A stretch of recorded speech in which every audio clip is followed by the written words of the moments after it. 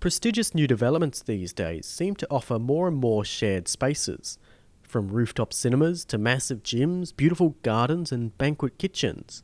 But this drive towards shared facilities requires a sleeker, much more engaged owners' corporation structure to manage these spaces. We spent the day with Andy Dawson, head of Engine Property Group, to learn more about how they manage this emerging breed of new developments. Andy Property Group is a property asset management company. We look after every aspect of property, save and except sales and rentals. So when common property is created, an owners corporation is deemed to exist, and the owners corporation is the owners, and they can own a multi-level residential tower, or they can own an estate or a planned community, and we assist them with their functions under the Act to fulfil the repair, maintenance and insurance of common property, and the enforcing rules and regulatory control in that environment. So which sort of developments do you cover? We've got some beautiful sites. We've got some beautiful established sites. We have representation at Newquay, the Nolan Tower, Royal Domain Tower. We have properties in Port Melbourne, Bay Apartments, and then out to the east we've got Mitchin Village. We have wonderful estates, Alamander and Saltwater.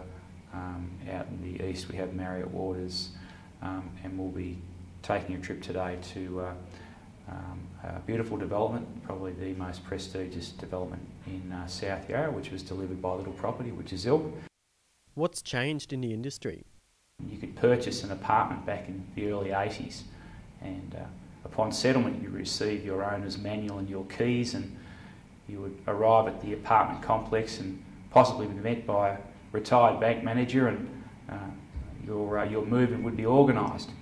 Now the delivery of service is at such an acute level that we've worked so hard and can see that high-level development companies that attract purchasers, their service proposition with regards to delivery has increased because apartments are now seen as homes, buildings are now seen as communities. The level of owner-occupiers is significantly higher. If you break down from our perspective what we actually do, right from the moment that the actual town planning permit is issued and there are architectural drawings, we're asked to have a look at the drawings and to look at the machinations of the building, how many buildings there are, what type of amenities there are, how we actually structure the owners' corporations. It's not unusual in these larger developments to have anywhere between 6 to 8 owners' corporations, and they're a function of cost centres. If a person lives in one tower, they don't want to be paying for the costs of a person living in another tower. So we have to have a look at the structure of the owners' corporations, the cost allocations, and we have to set quite reasonable budget expectations so incoming purchasers know what the level of their owners' corporation fees are. So if you can imagine, you've purchased your apartment, you've moved in, and then you arrive at your apartment complex, and then you're met by one of our team, who's the building manager. There's been a lot of lead-up work for 2 to 3 months to that particular point in time. So someone comes in and straight away they feel that the building is clean, it's safe, it's secure, it's compliant. They can go to their website, they can have a look how to book into the movie theatre, the barbecue area, how do I go about this, what are the rules, what can't do, who do I contact. So again, it all augurs well for maintaining that high standard. And again, we're lucky enough to be working with groups that are continually evolving up, and we're continually evolving up. So that's our significant point of difference, and that's where I see our industry is going. So where are we heading? Toorak Road. Oh, okay. The new, very prestigious Ilk development that's been recently handed over by Little Property. So you've been working with Little Property for a while? Yeah, we've got a great relationship with Little. We're very, very fortunate to have tremendous relationships with a lot of high-end developers, and we try and work really hard. We have our scabby knees, but we try and work really hard to maintain the respect and deliver up in accord with, as I said, their expectations and purchasers' expectations. It was delivered in stages, and the first stage was end of June, early July. Second stage, end of August. And that's getting nearly 400 people into a building over that period of time.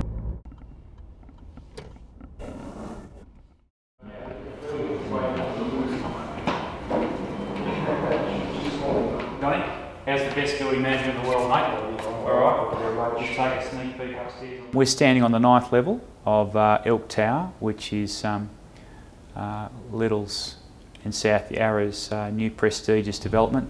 So there are 6 owners corporations at Elk. We're standing on one owners corporation here, which the residential towers share, which is the common amenity here. A beautiful, entertaining area that people can have their own private parties, catering, bring in a chef. It's terrific. We've got around the corner there, we've got open cinemas, barbecues. It really has been well done. But the point I'm making, it's a common property and an owners corporation. Above us is the North Tower. That's an owners corporation. Below this slab is the South Tower. That's an owners corporation. So the point I'm making is the people in the South Tower don't contribute to the cost of the North Tower, but they share these costs. We have a retail component and we have a car park component. But again, the whole process of bringing a 100 million plus building on stream in anticipation of 400 residents, where you know that people have just experienced that journey that I've spoken about with regards to customer relations. It's just so critical for us to hit it right. Behind the scenes, behind that area there is plant and equipment, and that plant and equipment is being loaded up on our building management system, so we know who the core supplier is, who the manufacturer is, what types of warranties are involved, both from a manufacturing perspective and from a service perspective.